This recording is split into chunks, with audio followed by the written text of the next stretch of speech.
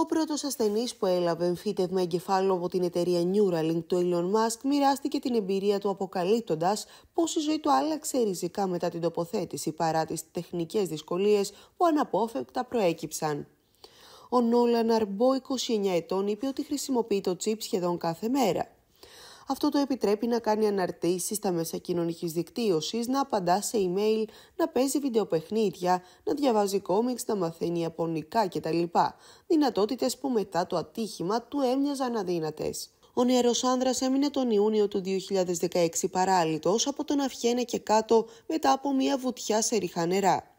Το τσιπ του Αρμπό συνδέεται με τον υπολογιστή μέσω Bluetooth και ακόμα υπάρχουν περιθώρια μεγάλης βελτίωσης.